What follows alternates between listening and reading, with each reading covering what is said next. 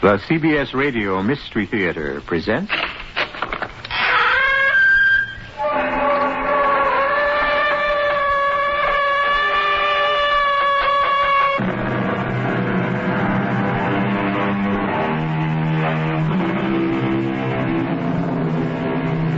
Come in.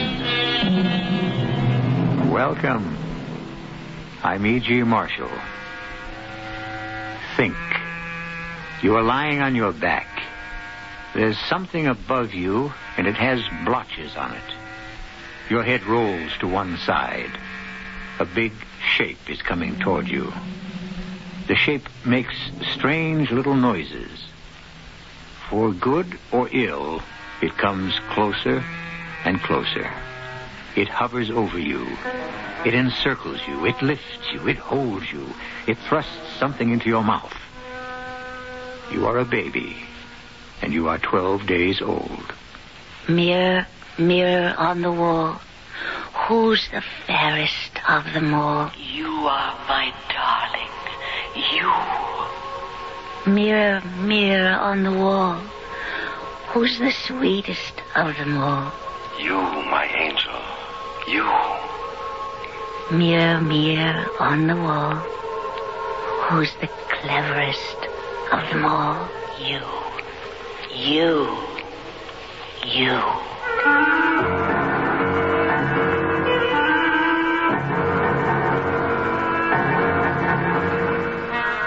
Our mystery drama, Mirror, Mirror, was written especially for the Mystery Theater by Elspeth and stars Marian Seldes. It is sponsored in part by True Value Hardware Stores and all state insurance companies. I'll be back shortly with Act One.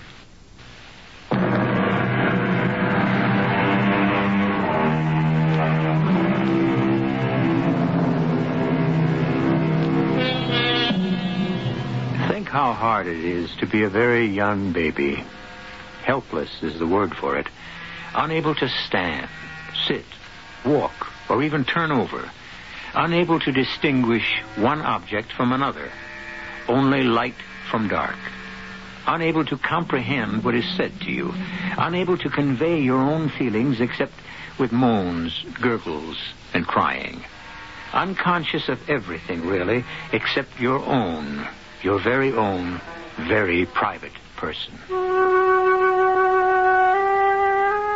I was in Mozambique with my husband when I heard of Claire's death.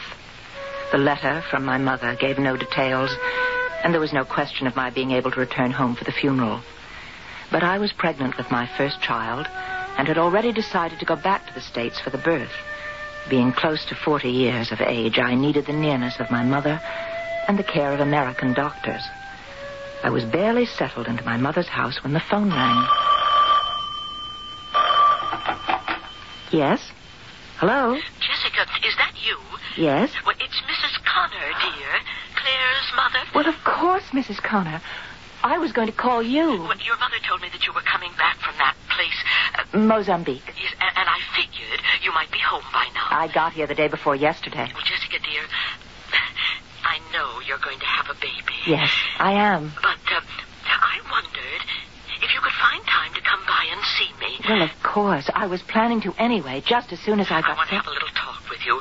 After all, you were Claire's dearest friend. Well, of course, Mrs. Connor. When would be convenient? This afternoon. Would that be all right? Perfectly all right. 5 o'clock? Come for tea. And we'll have a nice talk. And, well, there's something else. But never mind about that. I'll tell you when I see you. The air was cool and the sun was warm when I set out to walk the mile or so to where Mrs. Connor lived in the house that had been Claire's. It was September, very like the day nearly 25 years before when I had originally met Claire. That was the first night at Stapleton Academy, finishing school as it was called in those days, and the main corridor was filled with laughing, chattering girls. Some of them were there for the second year, but it was my first experience away from home. I stood stiffly against the wall and envied those who seemed so relaxed, so easy in their ways. Hello. Oh, hello. I like your dress. Thank you. I like yours. My mother made it. Oh, My name's Clare Connor. That's a pretty name. What's yours? Oh, Jessica Chapman. Are you a boarder or a day pupil? What? Do you live in Stapleton? Oh, no, Chicago. Just outside, that is. Oh, you don't mean it. You can't. Where outside? It's a suburb. Sugar Glen. Sugar Glen. You don't mean it. You can't. Where do you live? Oh, I'm embarrassed to tell you, Merton. But that's very near Sugar Glen. It's the other side of the track. But I go to Merton a lot when I'm home. I go there all the time to take the elevated into Chicago. I know. Well, it always seemed very nice, Merton. Well, it's not.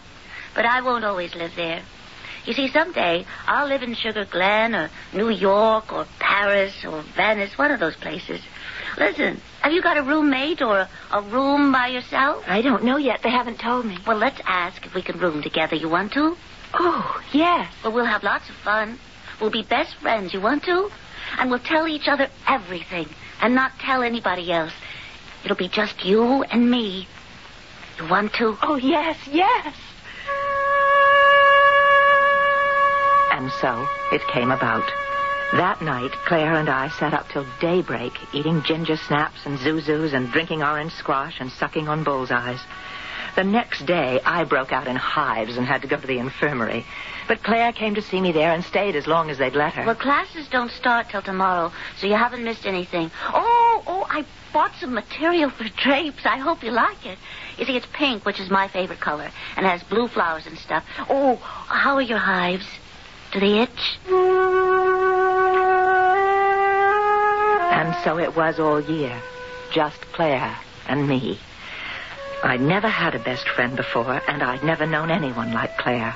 We'd go into town together and have chocolate fudge marshmallow sundaes with nuts. And sometimes we sneaked off to see a movie, if it had Joan Crawford in it, because Joan was Claire's idol.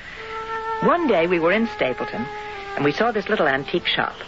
And in the window, there was a mirror. Oh, Jessica, look.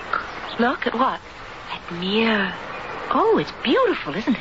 Oh, I'd give my immortal soul. Look, it's got 3 panels. You could see yourself front, back, and sideways all at once, practically. Oh, I bet it cost $1 jillion. Oh, that gold carving. You want to go in? You want to? You bet. Yes, young ladies? Well, we wanted to ask you about that gold mirror in the window. You're interested in the mirror? Kind of. You show good taste. It's very old, that mirror. My wife found it in Paris. Oh? Used to belong to Sarah Bernhardt. The actress? The great Bernhardt herself. That's what they told my wife in Paris. Oh, well, is it, how much? Is it expensive? Priceless. That's what I thought. How much do you think you could spend? Well, not very much. How much is it? Well, I should get $500 for it. Come on, Jess. However, I'd take a little less. 400? Oh, I'm afraid we don't have anywhere near that. Thank you, anyway. Come back any time. We'll talk about it. Jeepers. $500. That's all the money in the whole world. You could save up for it. Oh, you know what my allowance is. $20 a month. That's the smallest allowance of any girl in the school. I felt awful for days after that. My family sent me $100 every month, and I never spent all of it. There weren't that many things to spend it on. Finally, it came to me that the thing that would make me happiest would be to give Claire the mirror. Jessica! Oh, Jessica! I can't believe it! Oh, you are the dearest, the sweetest. You are my best friend. You are my only friend. It's you and me, Jessie. Just you and me against the whole world forever and ever. Remembering all this, I was smiling a little as I arrived at the house. But the smile faded as I wondered what I'd say to Claire's mother. There's so little to say at such times, and so much had happened since the days at Stapleton Academy. I needn't have been concerned, though, because Mrs. Connor did most of the talking. You and Claire were so close. Such dear friends, Jessica. You were her only friend, her only real friend. You understood her. I was very fond of her. Now, I've been going through her things. She had so many lovely things. 2 mink coats and a mole skin and jewelry. Oh, heavens. Later, when we've had our tea, I'll take you upstairs and show you, and you can pick out whatever you like as a remembrance. Oh, I don't wear much jewelry anymore, Mrs. Connor. You see, I married an archaeologist last year, and we travel a lot to very out-of-the-way places. Oh. But there must be something of Claire's you'd want. Well, actually, Mrs. Connor, there is one thing I'd love to have. That big mirror. Claire had it at the academy. You wouldn't want that mirror. Oh, yes, I would. I gave it to her, actually. And I've never forgotten how she loved it. I could store it at my mother's house till my husband and I settled down enough to have a place of our own. I don't know where it is. Oh, maybe you don't know the one I mean. It's a 3-way mirror, full-length mirror. Claire loved it because she could see herself from every angle. It has a lovely gold frame. When the man who sold it to me said that it had belonged to Sarah Bernhardt, though, of course, we never believed it. I'll have to look around for it. Well, she always kept it in her bedroom. You are going to have a baby. Is that right? Yes. Imagine, at my age. Melisande came back for the funeral. At least she did that. Her father didn't. Well, Stanley and Claire were divorced. Oh, not divorced. Oh, never divorced. He just up and left her and took Melly with him. But Melisande wanted to live with her father, Mrs. Connor. Yes, and after all Claire did for her, from the instant the child was born, she raised her exactly the way she'd been raised herself, with all the care and attention. Melly was never very pretty, like Claire. Strange, because Claire was so lovely. And Stanley was a handsome man, whatever else he was or was not, but poor Melly. And Claire did everything for her. Clothes, lessons. The child could speak French at the age of 7. And Claire had her nose fixed. Gave her a cute little turned-up nose. And if Stanley hadn't snatched her off when he did, Claire was going to have her chin altered, shortened sort of to balance her nose, the way I had Claire's legs fixed. Oh, Claire had beautiful legs. Uh-huh. But she wouldn't have had if I hadn't had them broken and straightened. You had her legs broken? And straightened. It's a simple procedure. Claire was born with slightly bowed legs, unfortunately, but the operation made them absolutely perfect. Melly never had those advantages when she went to live with Stanley. When I saw her at the funeral, she had a certain chic, but it wasn't at all what Claire wanted for her. Stanley never did anything for her, not a thing. He just let her grow up. Precisely. Well, now, why don't we have our tea? I have oatmeal cookies I made myself. I just have to pop them in the oven. Remember how you and Claire loved oatmeal cookies? With lots and lots of raisins? Well, while you're doing that, Mrs. Connor, could I go upstairs and look for the mirror? I just remembered. It's broken. Broken? Yes. Yes, it broke. Oh, well, I could have it fixed. I think we threw it out. Claire would never have thrown it out. Look, if it's just the glass that's broken, I could have it replaced, and that would be simple. I really don't know what happened to it. Best forget about it. Now, you just sit there, Jessica, while I give the cookies 10 minutes in the oven and set up the tea tray. All right? All right, Mrs. Connor. And, forget about the mirror. Don't even think about it.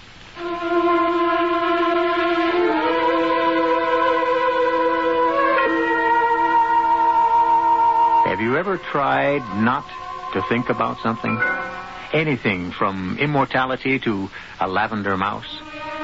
You will find that in your striving to avoid thinking about certain things, you become totally unable to think about anything else. This is the impasse Jessica reached when Mrs. Connor said, "Forget about the mirror. Don't even think about it." We'll return shortly with Act 2.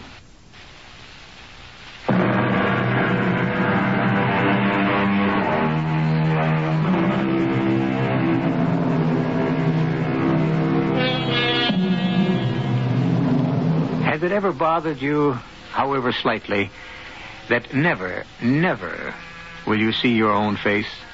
Anyone else can see it, and many do every day. By sunlight, By moonlight? By candlelight? Or in the glare of searchlights? But you yourself have never seen it. Nor will you ever see it. Except in a mirror. So I tried not to think about the mirror. I thought about Stanley. Good old Stanley. I'd known him all my life. Stanley was very handsome, with lovely manners, always had money to spend and spent it generously, and was consistently, everlastingly dull. Such a nice boy, my mother said, and I couldn't deny it.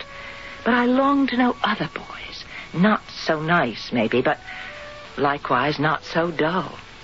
Like the boys Claire knew. How do you do it, Claire? All the boys are chasing after you all the time. You're so popular. Oh, you've got Stanley. Oh, Stanley? I want to know scads of boys the way you do. But they just don't know I'm alive. It's easy. You really want to know? Oh, I'll say the word. There's only 2 things you have to learn how to make a boy notice you. No fooling. You won't tell anybody else? Word of honor. Well, the first is, I had a dream about you last night. And if that doesn't work, you say, I have a bone to pick with you. I don't get it. Why would you say things like that? Because they're intriguing. You tell a boy you had a dream about him, he can't wait to find out about what you dreamed. Now, the same thing if he thinks you're a little mad at him. Not really mad, just sort of miffed. Comprenez-vous? I don't know if I do. Try it. You'll see. It works. Well, it didn't work for me. Maybe I didn't say it right. Most of the boys just gave me a blank stare. Once it worked, sort of, with Charlie Gale. He came up to me at the end of the dance and said, "Okay, what'd you dream about me?" And I said, "I forget." Because, of course, I hadn't ever dreamed about Charlie Gale, and I hadn't the forethought to think up some things. Charlie said, "Well, it couldn't have been much of a dream if you can't remember it," and he walked away. I never tried out "I have a bone to pick with you," because I was never really mad at anybody, not even miffed. I never got to know anybody that well. So I was stuck with Stanley, and he took me to dances and movies and parties, and everybody took it for granted that one day Stanley and I would get married. I started taking it for granted myself. But he's so good-looking, Jessie. I think he looks like John Gilbert. I guess so. And rich. I guess so. And he graduated from Princeton. Yeah. Well, what do you want? I don't know. Oh, he's crazy mad for you. He's your slave. I was very fond of Stanley. I'd always been fond of Stanley. And my mother kept telling me that I'd love him once we were married, and I started to believe that. One night at my house, Stanley had come for dinner, and my folks left us alone after dinner because they trusted Stanley implicitly. And he and I had been talking in the desultory way we always did about announcing our engagement, setting a date, and whether to buy a house or rent an apartment. All those topics that sounded to me more as though we were going to open a small business rather than get married. When all of a sudden, Stanley jumped up from his chair. Guess what that nutty friend of yours said to me the other night? Who? Clare Connor. What'd she say? She said she had a dream about me. Can you tie that? Did you ask her what the dream was about? Well, sure. I was kind of, sort of... Intrigued? Yeah, sort of intrigued. Well, what was the dream? Some goofy stuff. You know how dreams are. Seems I was some kind of knight. Like Lancelot or Gawain, one of those. And she was Elaine, the lily maid of Astolat. And Merlin the magician was there, and he... And this was all in Camelot? No, it was right here in Sugar Glen. That's the intriguing part of it. Out on the golf course at the country club. Seems I rescued her from the sand trap on the 16th hole. I told you it was a nutty dream. Well, how would Claire know there was a sand trap on the 16th hole? She doesn't play golf. The Connors don't even belong to the club. Well, I know, but she walked around with me one day. Somebody stood her up for a date, and she didn't have anything to do. But wasn't that a nutty dream? Claire's family didn't belong to the country club. Not many people from Merton did. But I'd invited her there lots of times. Actually, I was sort of showing off. She was so pretty, so peppy. And in those days, being peppy was about the most important thing to be. And I wasn't. peppy. I was shy and introverted, and lots of girls and boys, too, considered me a drip. It was very depressing to be considered a drip. But Stanley didn't think of me as a drip. He thought of me as a peach of a girl. And this made me, if not more loving toward him, at least more grateful. But then... Jessie, I've got to talk to you. What about? What's the matter? I think Claire's mad at me. What about? I don't know. That's just it. I saw her at the sweet shop this noon. She was with Charlie Gale, and they were right at the next table, and all of a sudden she leans over and she says, "I've got a bone to pick with you, Stanley Sherman."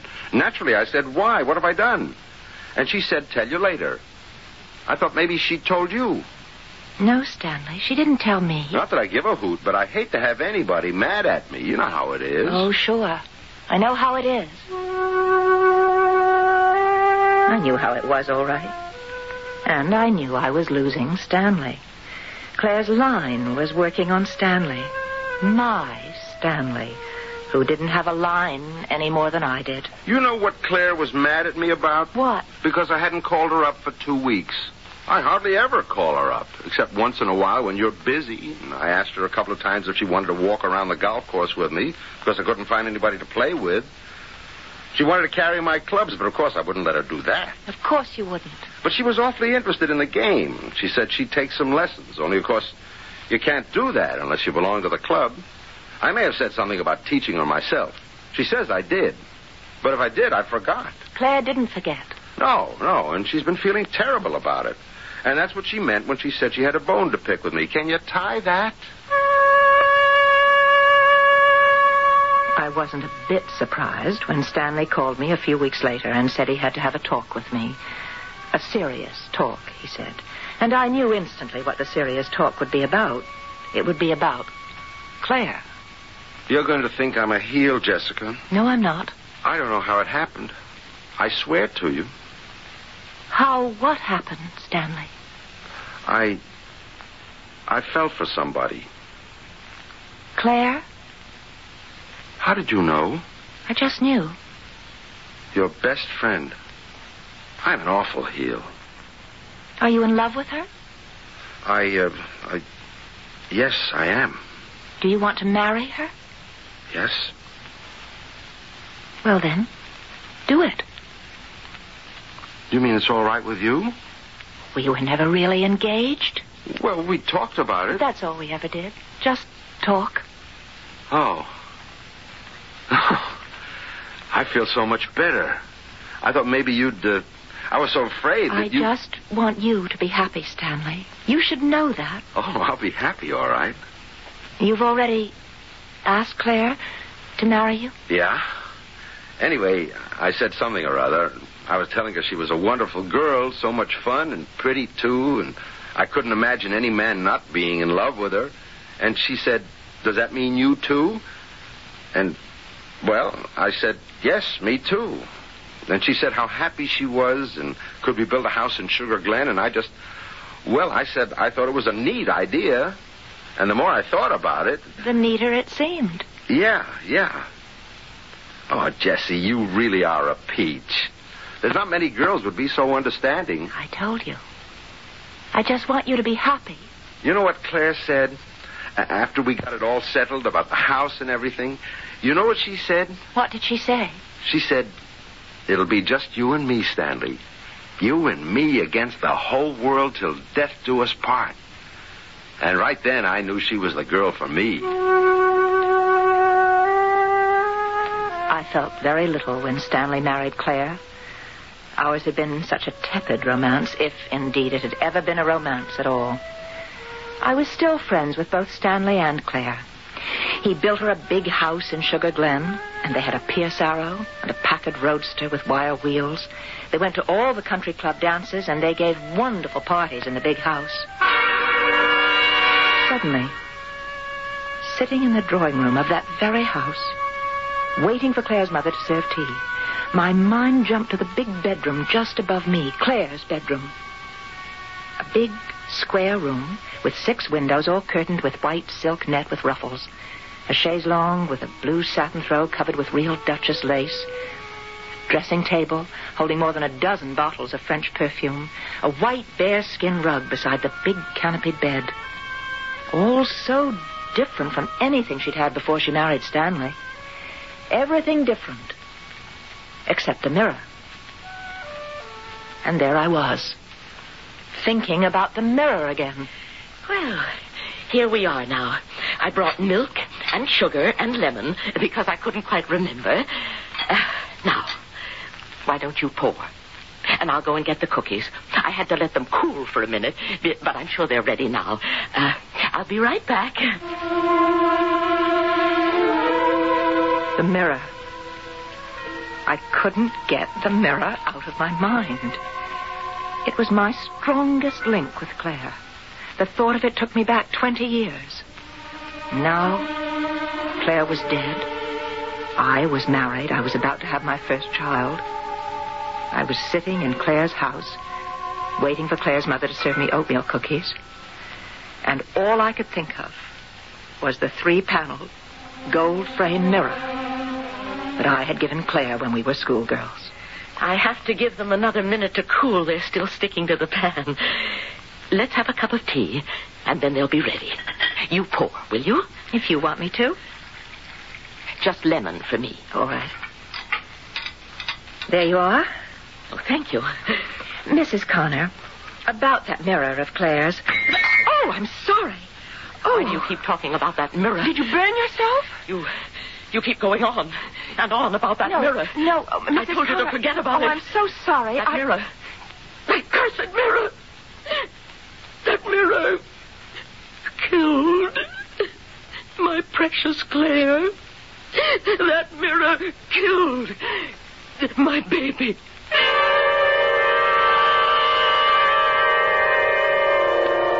Are you wondering how an inanimate thing like a mirror could murder a living person? How a thing of gold and glass and quicksilver could bring death to a woman of flesh and blood? How a thing of ornamental beauty and some practical use could prove fatal to its owner? We'll tell you how when I bring you Act 3 in a moment.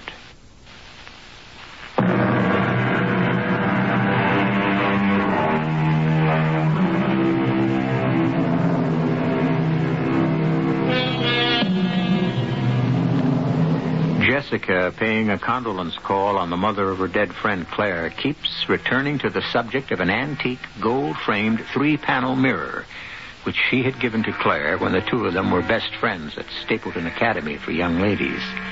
Claire's mother became so agitated at the mere thought of the mirror that she dropped her cup of tea. That mirror, that cursed mirror, that mirror killed my precious Claire. Oh, Mrs. Connor, I didn't know. Killed my baby. Nobody told me. Well, there were a lot of confused stories about it. None of them true. But what was true? How could the mirror... The mirror fell over on top of her. Oh, no. But how could it? I don't know. It was very old, of course, and I suppose it had got to be very rickety and unstable. It just doesn't seem possible. There was glass all over the floor. Claire was cut horribly. She bled to death. Oh, Mrs. Connor. She was all alone in the house. I'll never forgive myself for not being there. But you couldn't have known. Not possibly. You can't blame yourself in any way.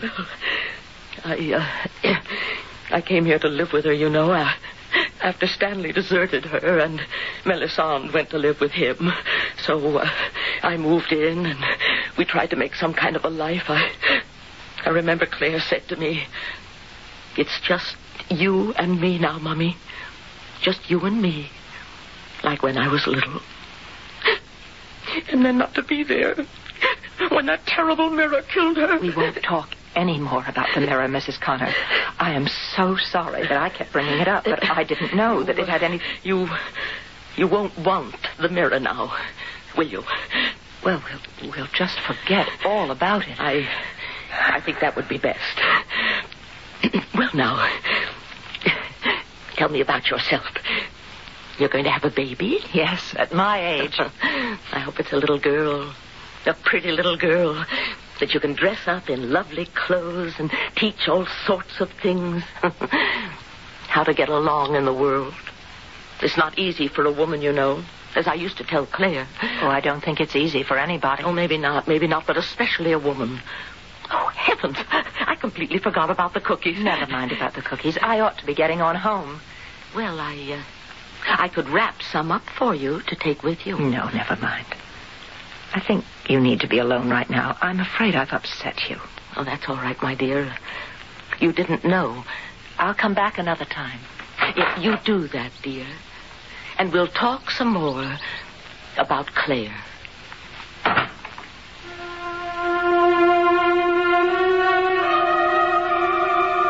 As I walked home, I thought about the last time I'd ever seen Claire. It was a very special visit because I had something very special to tell her. I found her in her big, airy bedroom, standing in front of the three-way mirror. Oh, the mirror again. It wasn't going to be so easy to forget that mirror. Jessie, come on in. How do you like this dress? It's beautiful. Well, Charlie Gale is taking me to the club dance Saturday night. How is Charlie? Oh, you know Charlie, sort of a goop. But he's better than nothing. Oh, you know, before I wouldn't have looked at him twice, but now... Do you ever hear from Stanley? Well, he writes me every month. First of every month. When he sends me the check. He doesn't write anything except how Mellie's doing. So I don't know how he is. Oh, well. I married a millionaire. And look how it turned out. Claire, I've come over on purpose to tell you something. Oh, what? I'm getting married. You what? It's true. I'm getting married. Who to? Well, you don't know him. His name's Bob Orlovsky. He's an archaeologist. Oh, what kind of name is that, or Orlovsky? We'll be traveling a lot. He goes on digs. That's what they call those expeditions where they dig up old ruins. And I'll go with him. Is he good looking? Well, not very. But he's a beautiful person, and I love him a lot. Am I going to meet this beautiful person? I'm afraid not. I'm going to meet him in New York, and we're going to get married there. And then we'll be leaving right away. But you're not going to have a wedding? Well, I'm a little old for that, don't you think? No, we'll just get a judge or somebody like that to marry us, and then we'll be off the next day. Doesn't your mother want you to have a wedding? She doesn't care. I think she's so happy to get me off her hands. Aren't you ever coming back to Sugar Glen? Well, eventually. Maybe. We don't know. Oh, well, we'll probably visit from time to time. Well, what'll I do without you? You'll be all right. I suppose. You always manage somehow. Look, I have to be going. Oh, yes. Goodbye, Jessie. Be happy. I shall. I know I shall. Yes. Well, write to me when you have time. Well, of course I will. Goodbye, Claire. Best friend. Bye. I had gone only a few steps down the hall when I heard Claire's voice. I thought she'd remembered some last-minute message for me, so I'd gone back. The door of her room was still open. Claire stood before the three-way mirror, and she was speaking, not to me, but to her own reflection, speaking softly, tenderly, lovingly. It's just you and me now, sweetie. Just you and me against the world. It's you and me, honey. Just you and me. From somewhere, and who knows where, had come other voices, soft, tender, loving. My sweet baby. You're so wonderful, Claire. Claire, you're so popular. So peppy and everything. My beautiful, precious girl. All those boys chasing you? Darling child, adorable girl, dearest heart, so lovely, so wonderful. Walking home, it all came back to me. But how much of it had really happened? I had seen Claire, dressed in her pretty ball gown, standing in front of the mirror. That much had been real. I was sure of that. And I had heard her talking to her reflection. I was pretty sure of that. But where had the other voices come from? Her mother's, Stanley's, my own. Had they drifted down the years to echo themselves at that particular moment? Or had they emerged from my own mind, so attuned to Claire for so long, so worshipful of her person, her ways, her personality, her whole self? I began to understand a little. Everyone who had known Claire intimately had adored her. First her mother, then me, then Stanley. All of us her devoted acolytes. Only Melisande, her own daughter, had refused to bow down. I wondered, had we, the three of us who worshipped her, been picked for that very reason? Or had it been some lack in us, some deficiency, that made us seek her out? Some feeling of incompleteness that made us need someone stronger, surer, someone who seemed so enviable in every way. Lost in my own reflections, I was not at all surprised when I reached home, and there, sitting on the front steps, was Stanley. It seemed very right that he should be there. Hello, Jessie. Stanley? I heard you were in town. I'm going to have a baby. Yeah. I heard that, too. That's wonderful. I think so. How are you, Stanley? Oh, same as usual, I guess. How's Melisande? Great. Mellie's just great. Oh, good. I'm glad. Could we sort of sit down on the steps, talk for a few minutes? We can go inside. No, this is all right. Unless you'd rather. No, this is... okay. Swell. Well, you look wonderful. Absolutely wonderful. It's being pregnant, does it? Really?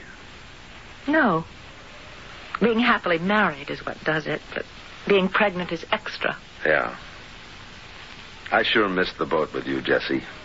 Oh, we wouldn't necessarily have been happy, married to each other, Stanley. Maybe not. I ever tell you why I left Claire? No, you didn't. I'm not very quick at catching on to things. Took me about a year to find out why Claire married me. It was to show me off. Oh, Stanley. Yep, to show me off. It wasn't the money. The money was important, but it wasn't just the money. It was other things. Now, you may not agree, but I'm not bad looking. You're very handsome. Well, I was. You still are. And that was important to Claire. She was always after me to get my suits made in London, Bond Street, that sort of dribble.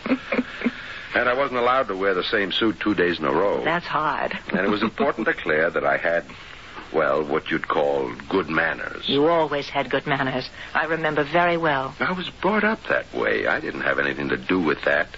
And she liked it that I could speak good French.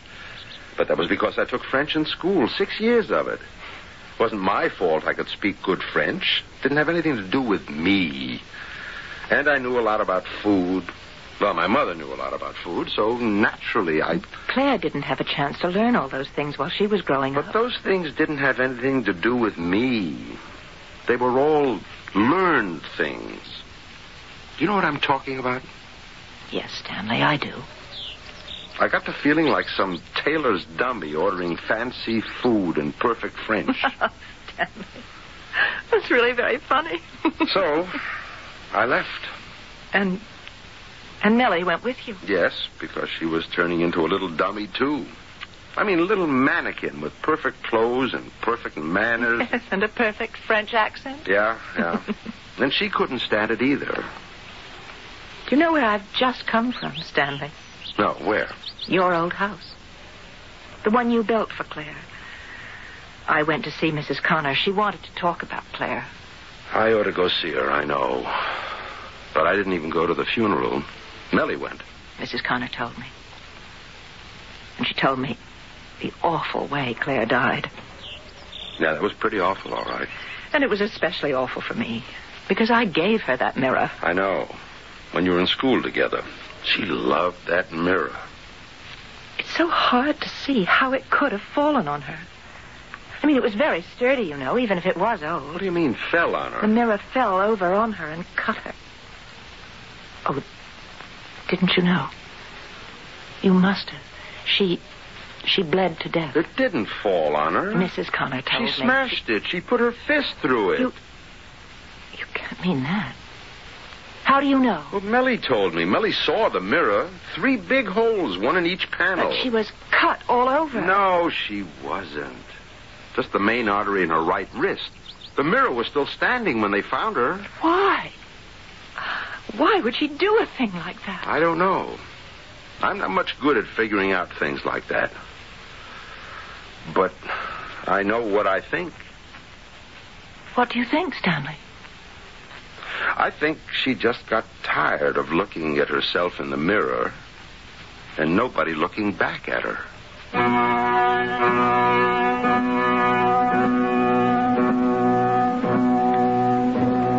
And so we come back to the very young baby, the one we mentioned at the beginning of our story. 12 days old and unconscious of everything but his own small self. Perhaps by now he has discovered his fist. Later on, he will discover his toes and other interesting parts of his body. But it will take a long time before he discovers things outside his own person, people other than himself, and an even longer time before he learns to love them. I'll be back shortly.